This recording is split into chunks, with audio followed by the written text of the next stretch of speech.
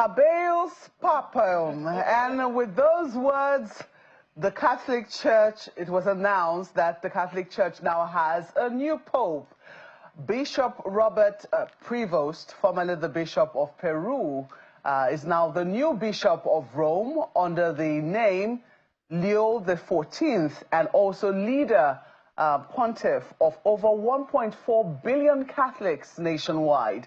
Good morning and welcome to Sunrise Daily, your daily dose of sunshine. I'm Maupe Ogun Yusuf. Kayla, I'm sure you watched that yesterday. Indeed, I did. Good morning and welcome to the program. I'm Kayla Magwa. You know, we were all in the office yesterday. You know, there was a false white smoke initially. Indeed. So when the false white happened, you know, we were all in shock, still wondering what's going to happen, what has caused this.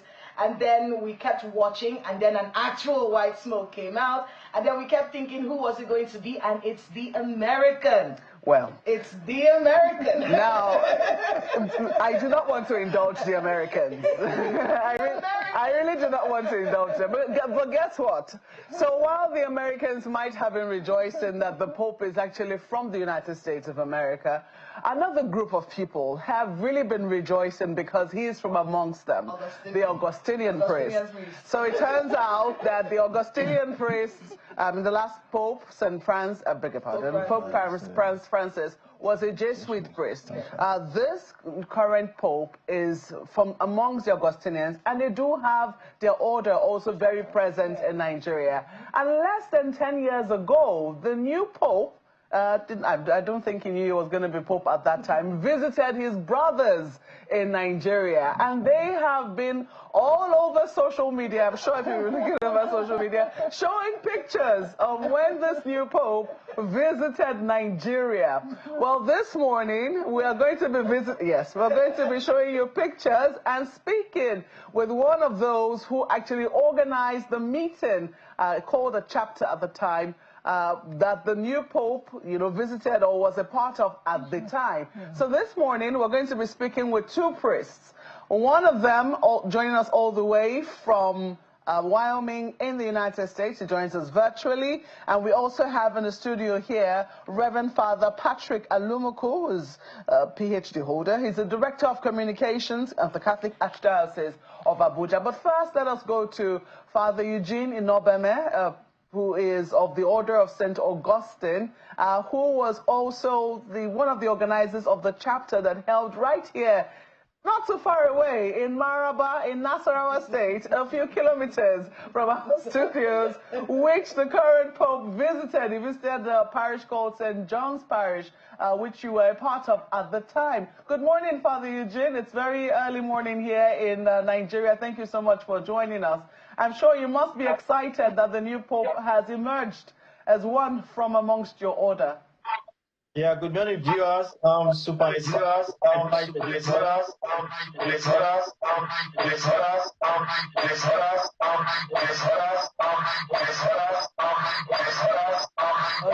appear that we do have an audio issue there, but we're going to try this again.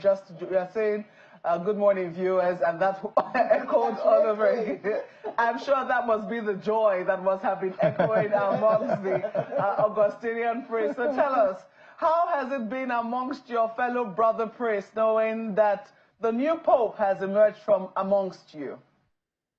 We are so happy yesterday when we heard the news, being someone we have known, because Pope Leo XIV have visited Africa, especially Nigeria, about 6 times during his reign as the Proud General of the Order between the year 2001 to 2013, 12 years.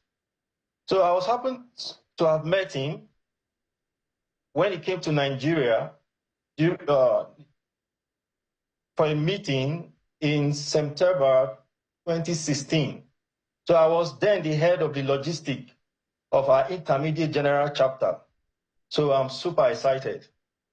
Indeed. Did you ever think, because we have seen pictures of you standing right beside the new Pope then when he was Bishop of Peru. Did you ever think, standing there, that this man whom I'm standing right beside would someday become the Pope of the Catholic Church? not in my widest imagination. But being a cardinal, I just have the inkling. Maybe one day he might become the Pope. So we thank God that we have him now as the Pope of our Universal Church. Yeah. I mean, Father Eugene, let's talk a little so people can understand what it means, what we're expecting. When we heard that the late Pope Francis was Jesuit, we knew what to expect. We were going to see a super diplomat.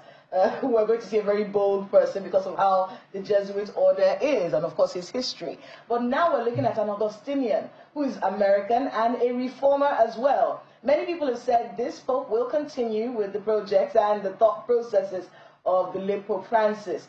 Let's talk a little bit with you about the Augustinian order and what to expect from Pope Leo XIV, since he comes from that order.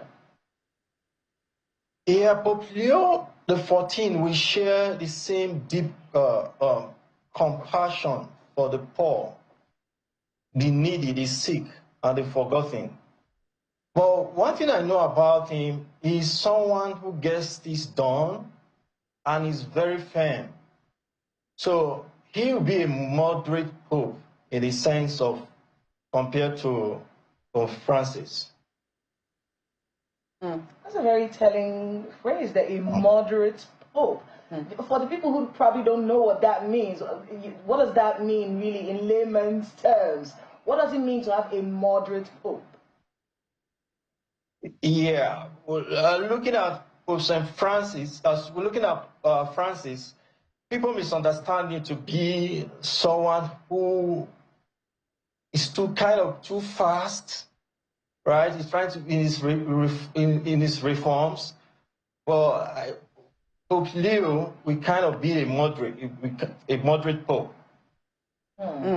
Well, quickly, I think that we can run through the pictures, not just you now, of you with the new Pope when he visited, but also of other priests who have been showing when he came to Jos, when he came to, other formations that, the Augustinians hold. So I don't know if our producers can quickly run through those photos for us.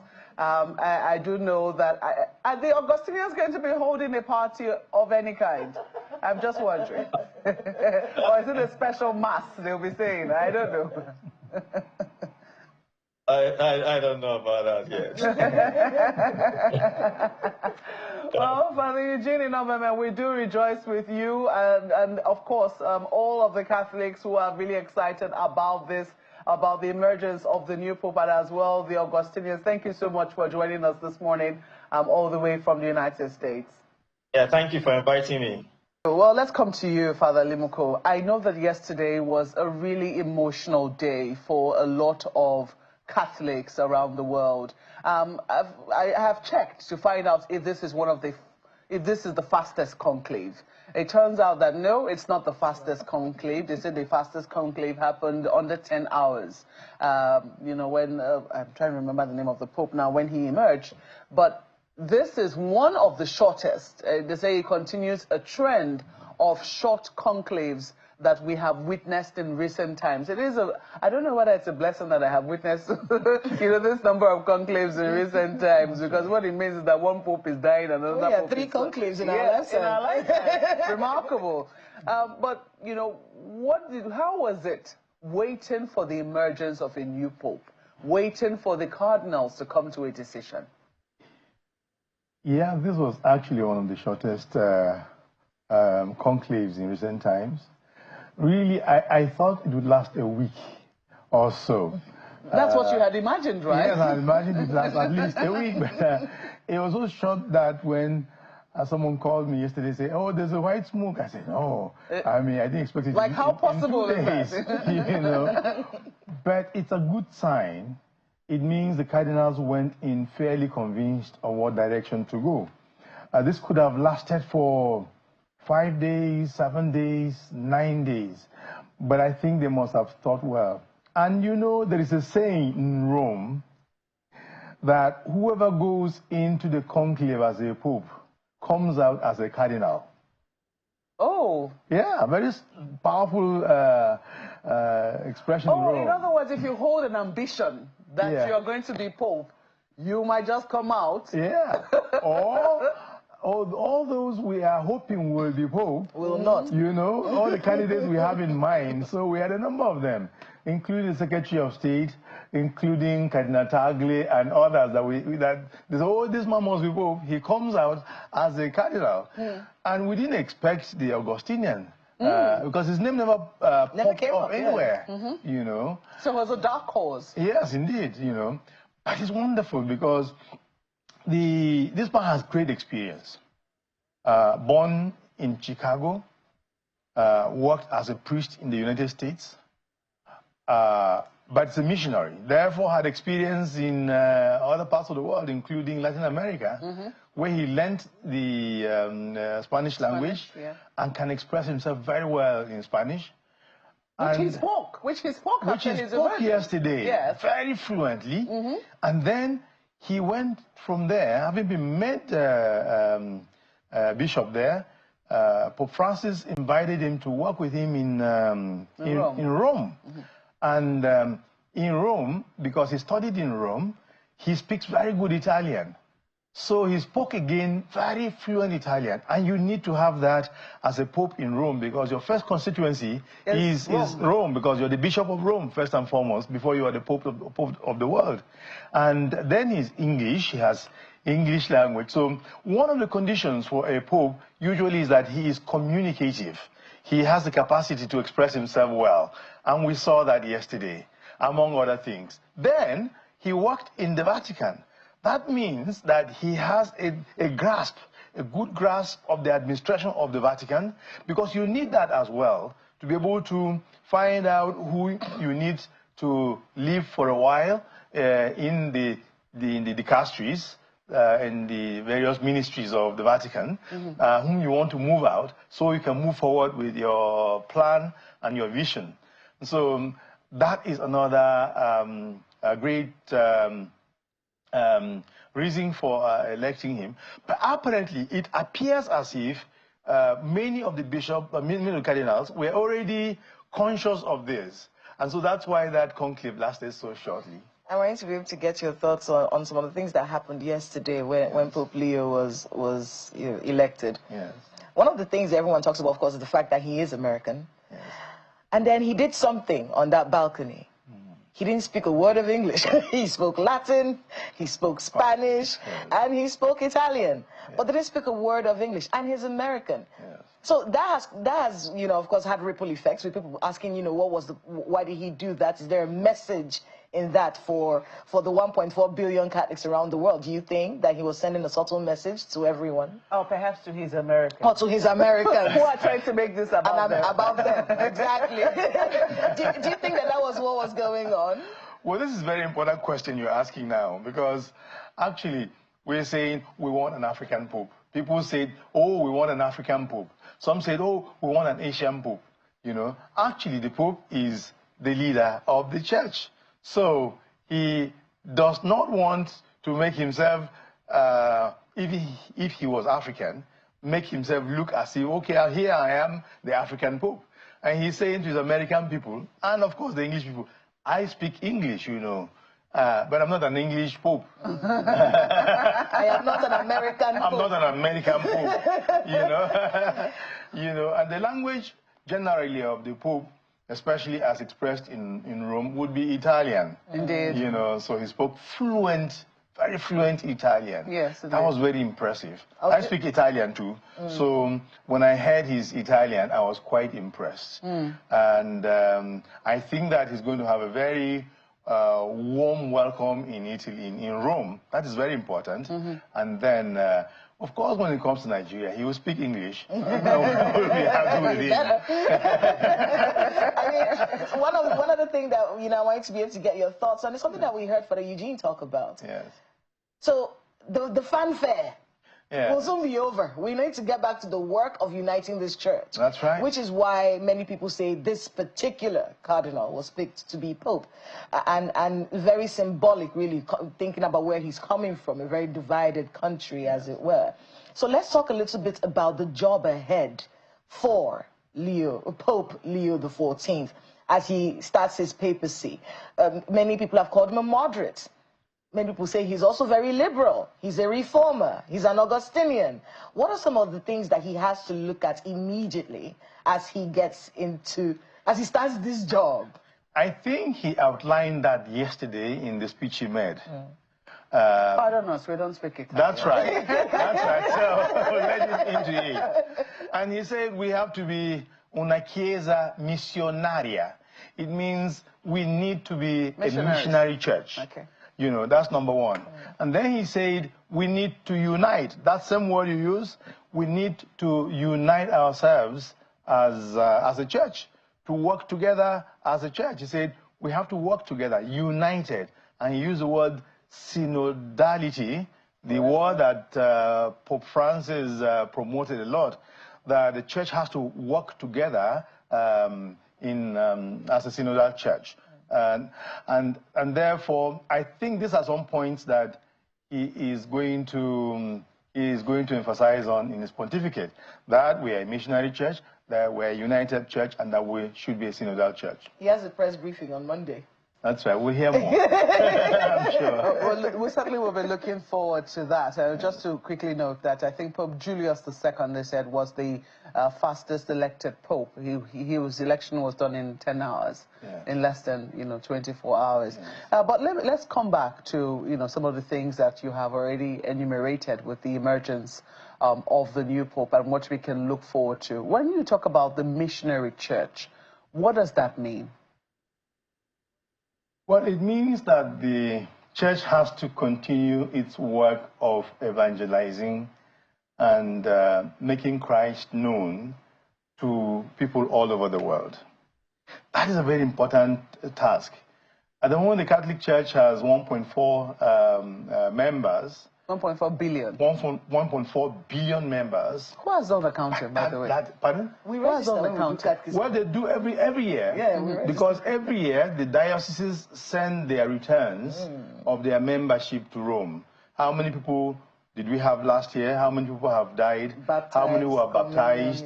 And so on and so forth. So every year there's an annuario. It's a whole book of every diocese in the world, where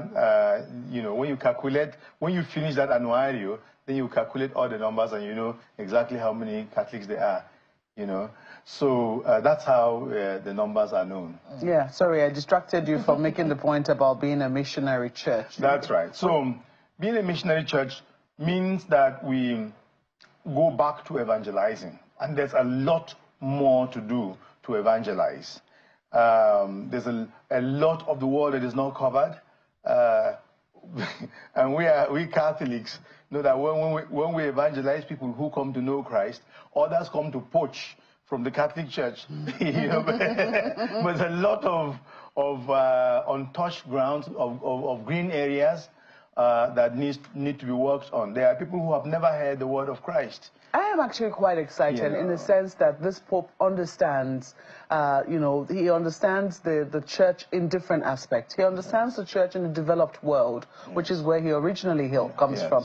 He understands the church in South America, which has a huge population of Catholics. He understands the church in Africa. He understands the church in the developing world, so to speak. So I'm really excited for what this portends for the Catholic Church moving forward. This is exactly the point that he makes about the missionary church, because he thinks that there is a lot more to be done, to have more missionaries. He himself, you talked about his visits to Nigeria earlier. They were actually to meet his confreres, his brother Augustinians, who actually, I'm also a son of the Augustinians. Yesterday he said in that speech, he said, I am a son of St. Augustine, who said, for you, I am a bishop, but with you, I'm a Christian. A very important phrase he made yesterday. St. Augustine, of whose congregation he belongs, St. Augustine was a powerful African. Yes, was of Hippo. Yeah, of Hippo, very powerful African bishop,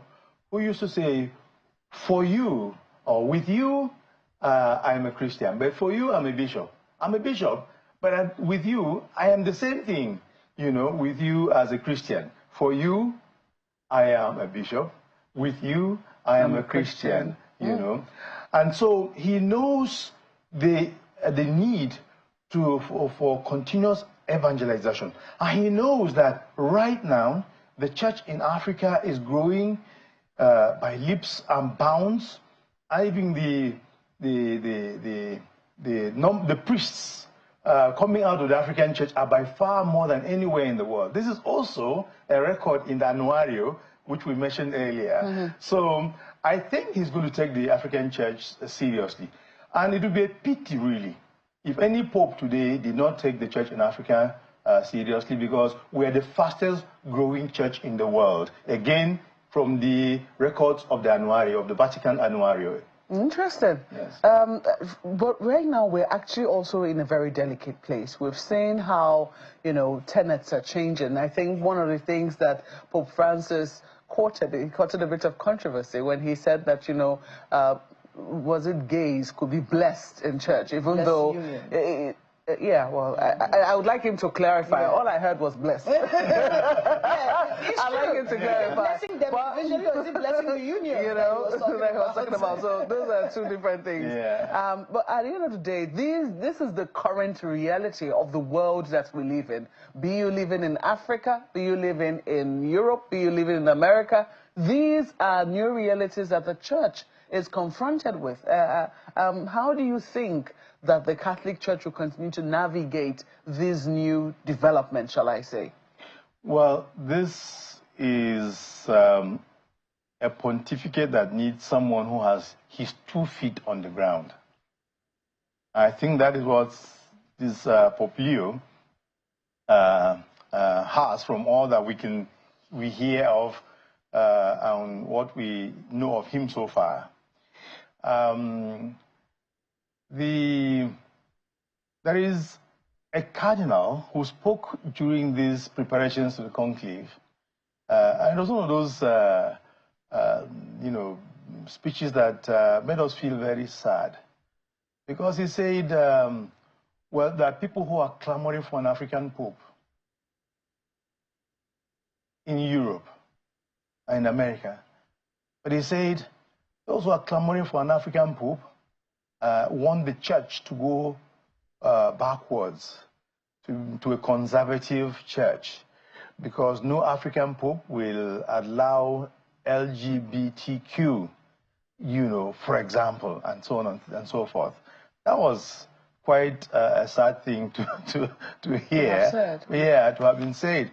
But you know, this is an area which is very contentious. And I think that even Pope Francis himself, having said what he said about blessing these gays and lesbians, did not go further to approve what he seemed to have said. And then, of course, his aides began to say, well, what he meant was that if someone comes to you and asks for blessing, will you not bless him? That if someone met you on the road and asked you to bless him, won't you bless him? But he did not mean sacramental blessing. So we take it that he did not mean sacramental blessing. Otherwise, that would have caused quite a row in the church.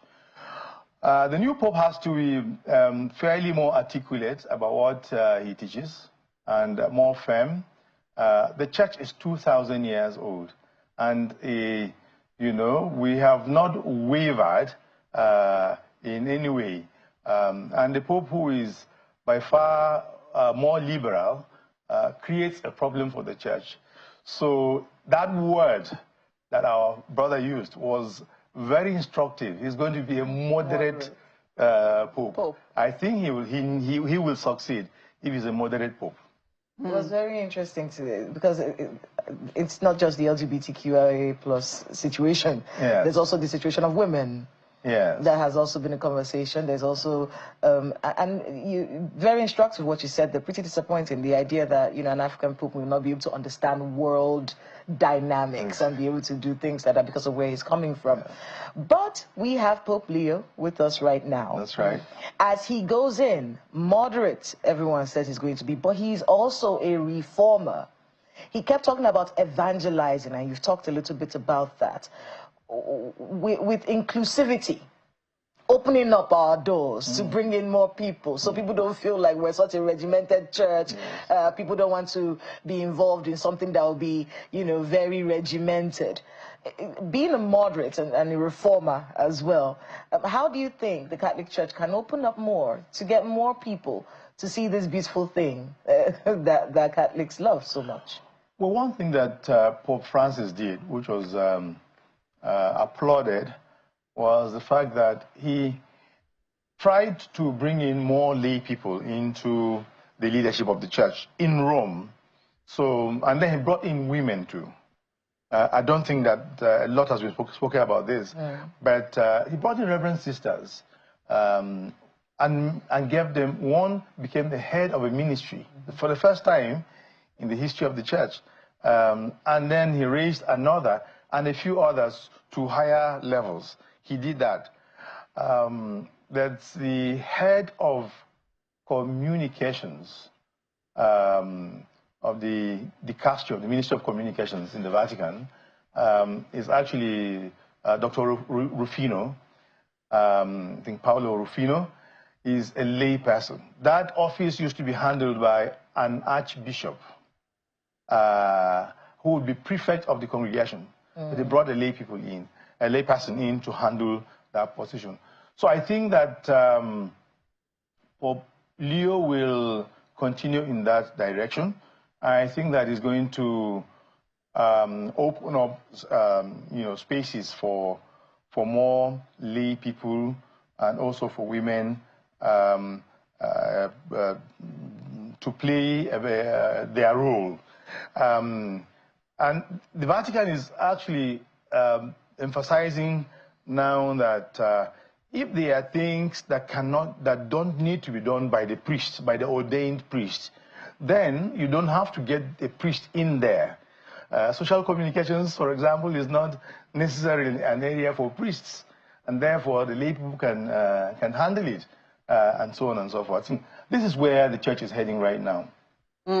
Well, to be very honest, Father, I have to say that there's a lot to look forward to with the new Pope. I'm sure that the Catholic Church is still basking in the excitement of the emergence of the new Pope. How long do you think this honeymoon period will last?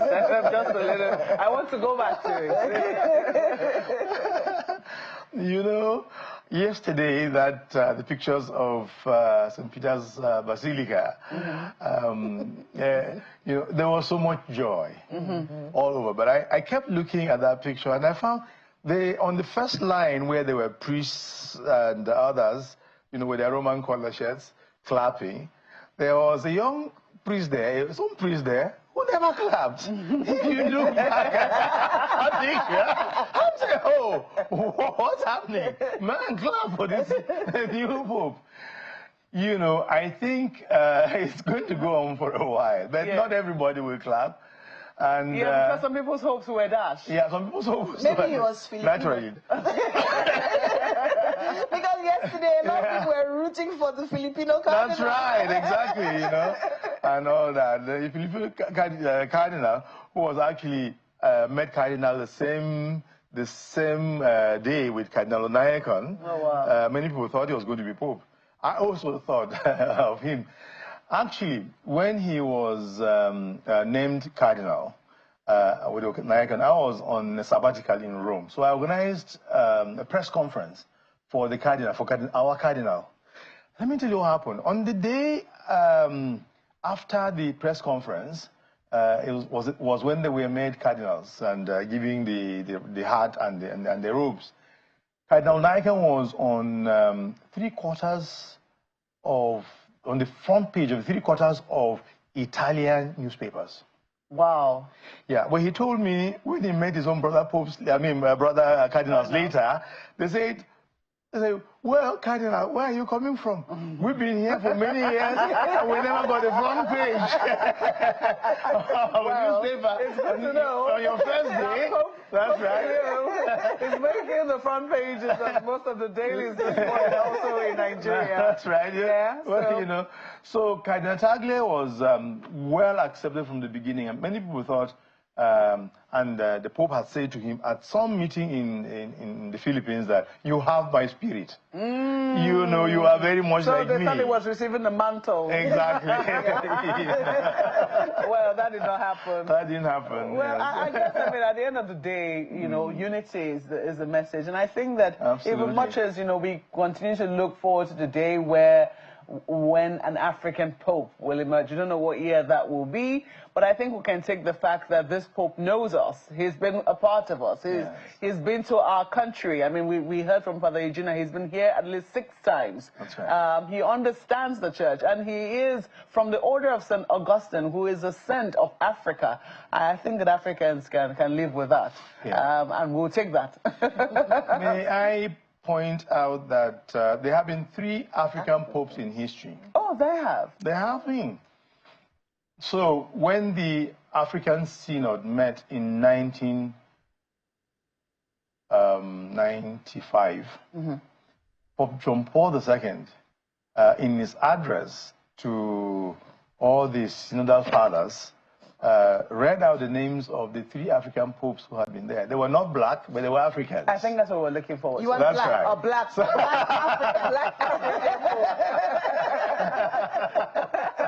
Yes. from the sub-Saharan part of Nigeria, Africa. you know, we want West Africa. But we'll take what we have. Yeah, So, right. yes, blessings be upon Pope Leo XIV. We certainly wish him a very successful reign in his papacy. But we have to thank you very much for coming on our program this morning, Father Limoko, and shedding so much light on the emergence of Pope Leo XIV and what we can look forward to. You wanted to say something? Thank you very much.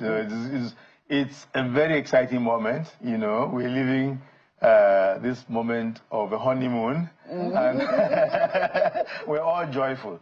I think we're going to have a good Pope in Leo XIV. Indeed, and that's what we pray for.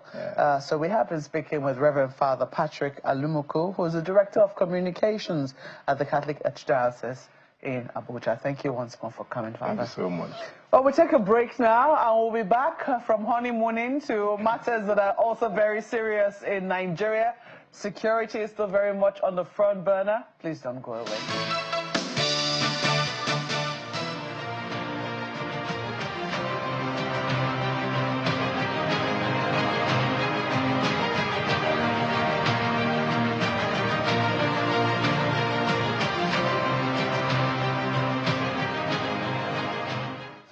I did say that we're changing gears to more serious matters, but guess what? Just before Father Limoko left here, our next guest was saying, do you know he's my constituent? I said, oh dear, when is this farm thing going to end?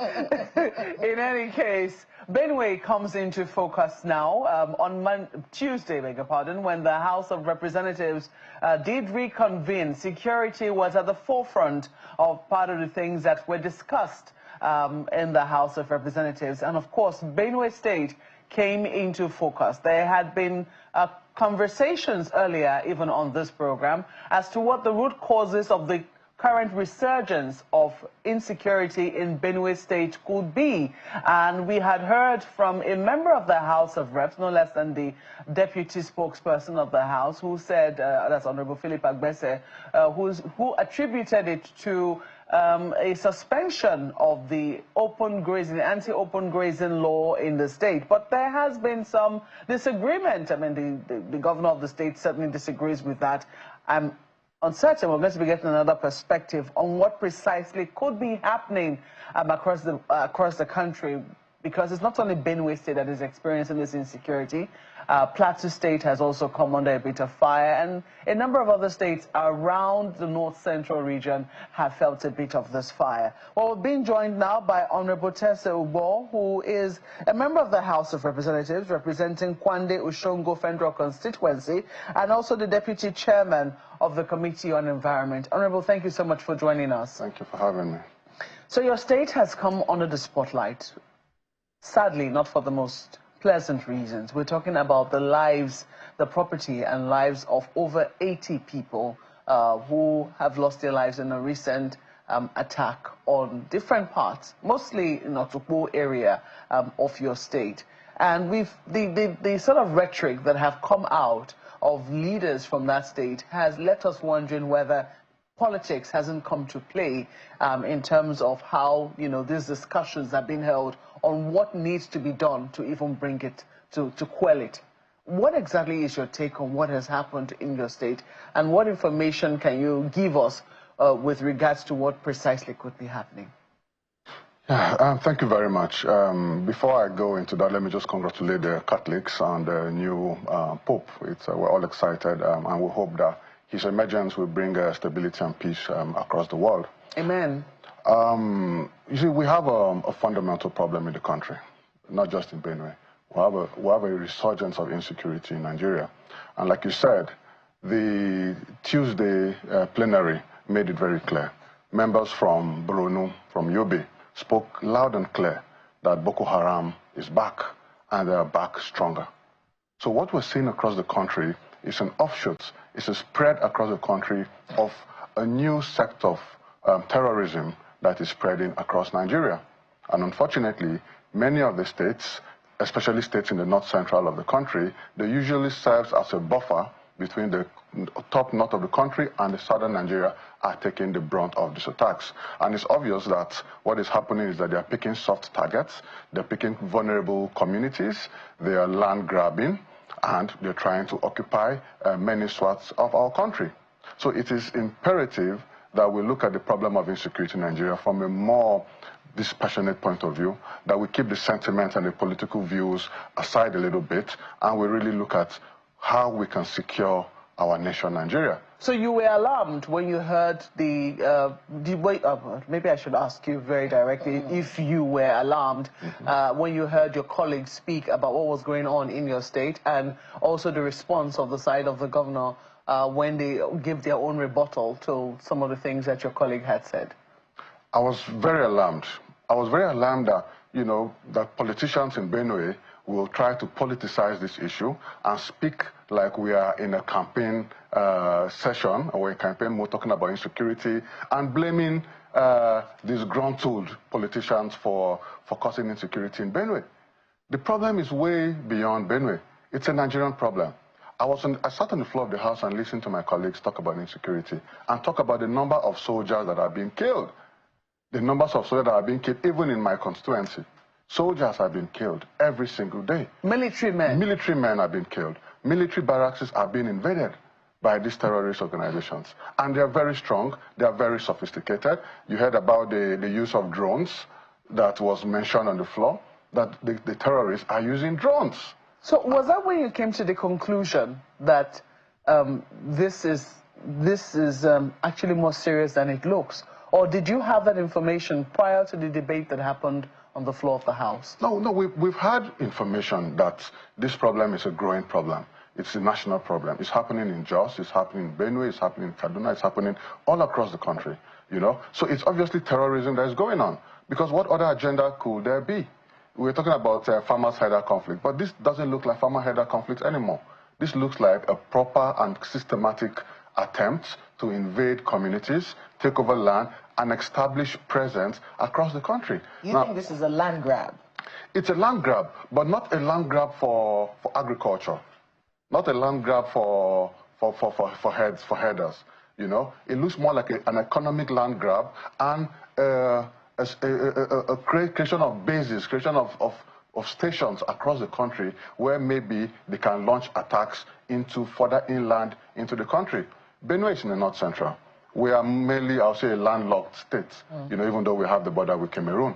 But they're not coming through Cameroon. They're coming through Nigeria. And so if the terrorist organizations, or if the armed herders, as we call them, have infiltrated the country and are currently stationed in the middle of the country, in camps in the middle of the country, and we are not able to flush them out, then we are not safe. Who's they?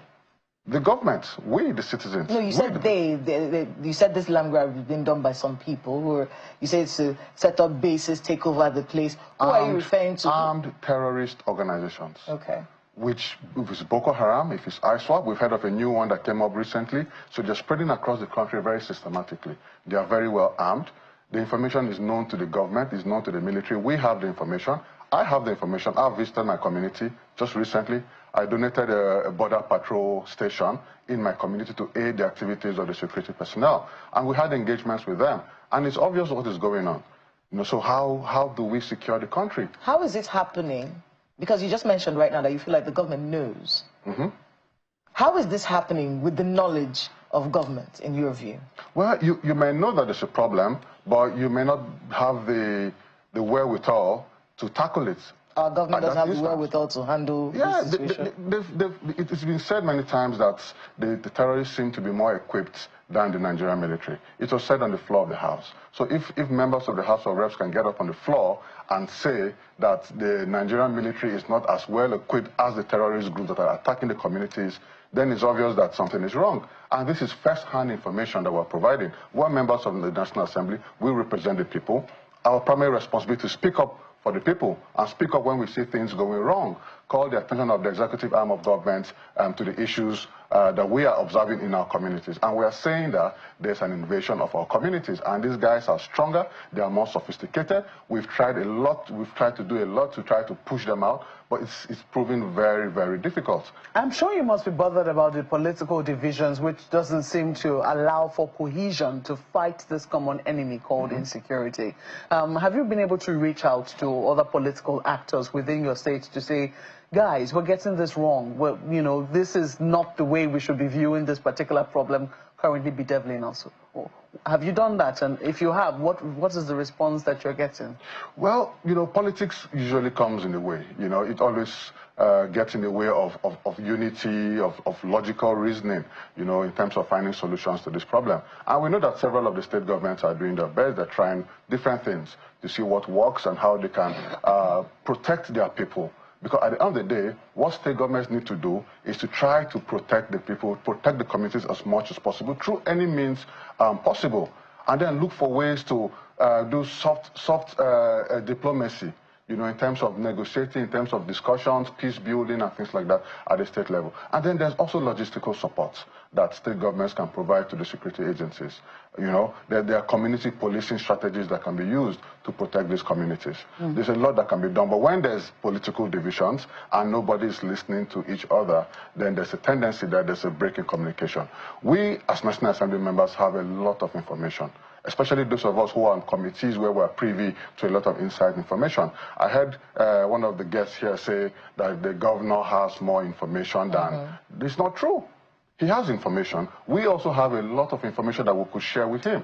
But if he's not working with us, if he's not listening to us, then there's a problem, because he may not be privy to all the intelligence that we get as members of the National Assembly, members of committees of defense, of national security, and investigations that are ongoing concerning insecurity in Nigeria. So we could share information with the government, and this could help him in decision making. I want to be able to get that out there, the relationship between you lawmakers from the state and Governor Hyacinth Alia. Well, what kind of synergy or lack of thereof is there at this very moment in handling this situation? Well, unfortunately, there's been not very much synergy, not very much engagement between the Benue State government and the members of the National Assembly. Since I became a member of the House of Reps, I've never been invited by the governor of Benue to Government House to have any sort of discussion. And my community experiences one of the highest levels of insecurity in Benue, but I have never been invited. I've never stepped my foot into Government House in Benue. Have you asked to be invited? I have asked to be invited. I have reached out several times. I have tried to do my best in terms of reaching out to NEMA to get palliatives to provide support. Stakeholders engagements. He holds a lot of stakeholder engagements in the state. Are the lawmakers not part of these stakeholder engagements? We're not. We're not invited. Recently, there was a security committee that was set up in the States to look at the insecurity, and we were not invited. The government of Benue doesn't think that we, members of the National Assembly, have a role to play or are important enough to be invited to security committees set up to look at insecurity in Benue. What do you think that is? What's the problem? It's just politics. It's just bad politics, really. What else can it be? I'm giving you a typical example. There was a security committee set up for my local government to look at insecurity in my local government, and I was not invited. So what are you hoping will happen moving forward? What is your hope? Because clearly you can see that the politics of division that is currently happening is also affecting the rhetoric that is coming out from both members of the National Assembly. Because Honourable Philip Agbese is your colleague, and he was one who was saying, oh, the governor is clueless, is ineffectual. He said all of those things and said because he suspended the anti-grazing law. Now we've heard from the governor's side, oh no, we did not suspend the anti-grazing law. That is not true. There's a miscarriage, and they also think that the insecurity could be sponsored by disgruntled politicians, etc., etc. So we've had this back and forth, which clearly is not helping the people on the ground who need protection as urgently as possible. And you seem to be very concerned about that. So what are you hoping will happen moving forward to ensure that there is unity in unity of purpose in protecting the lives and property of the people of Benue State? Well, it's very unfortunate, that anybody will come on national TV and say that the insecurity is sponsored by disgruntled politicians. It's just unbelievable that as a member of the National Assembly, I get gory pictures on my phone every day when there are killings. I sponsor burials. I go for condolence visits. I'm looking for palliatives. I'm writing to NEMA, and then I'll turn around and sponsor killings in my community. It's unbelievable that he will even say that on national TV without any evidence at all. It's just pure politics. He speaks like he's been appointed a spokesman to the governor for the 2027 election. He doesn't speak like a genuinely concerned indigene of the states, when it has to do with insecurity. It's just that the point is, when there's a breakdown of communication, when all the ideas that can be harmonized from every single player at every level of the state, to come up with the best possible solutions to insecurity in the state. When certain groups are being excluded for political reasons, then there's a gap in communication, and then there's a break in terms of the quality of the strategy that can be adopted to protect the community and to bring succor to those who are affected. Because apart from just the killings going on, there are IDPs, there are displaced people everywhere. So, for me as a legislator, I cannot command the military. I can speak to the Commissioner of Police, I can speak to the military authorities and appeal, make a case why they should send in more troops to my communities. But as governor, you have more authority to request. I cannot make a request for soldiers, but the governor can make a request for soldiers. That is why his role is very important. And that is why when there's a breakdown in communication, then these kind of things seem to happen. So what are you hoping will happen? I think that's the question I'm asking. Well, so I'm hoping that going forward, the government of Benue State will consider the lives of the people. I won't say he has not taken as a priority, but he will see the need and the importance to engage more broadly with members of the National Assembly and other stakeholders across board to harness the best possible ideas to protect the communities and protect the people of Benue State. And then also look at the best possible ways to resettle people, re-engage people who have been displaced, resettle them back to their communities or temporary community where they can become more productive. The amount of out-of-school children in Benue State is alarming. The next 10 to 15 years, we'll have our margeries in Benue State because we have a generation of children who have been born 10 to 15 years ago. My community, there's a big community called Mo in Jatoka, 2 axis of my local government, that has been displaced for almost 15 years now. So the children born from displaced parents are growing up without education, without hope, without a future. They're going to become the problem of our communities if we don't do something urgently about it. This is what concerns me every day. And this is what I expect the governments to prioritize. And that is why people keep saying that the government promised to resettle IDPs in 100 days. And that was not achieved. And people are so disgruntled about that because you are creating a generation of children in Benue State who will not be educated, who will not be productive, who will grow up hopeless, and will become a big problem for the state in a few years to come.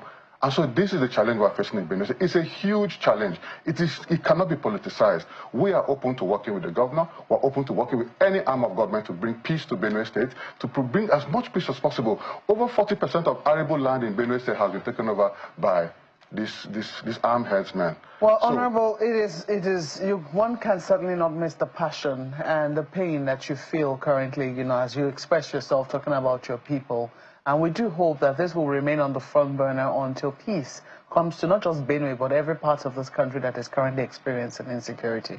We have to thank you very much for coming on Sunrise Today this morning. Honourable Tessa U is a member of the House of Representatives representing Kwande Ushungo Federal Constituency in Benue State, and also the Deputy Committee Chairman of the House Committee on Environment. Thank you once more for coming on the program.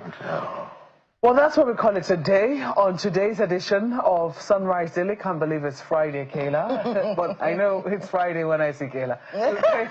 Thank you so much for being a part of our program today. Thank you for watching. I'm Maokwe Yusuf. There are premises for Sunday. I don't know what we're going to be giving people on Friday, but please enjoy your weekend and, of course, be safe. I am Kayla Magwa.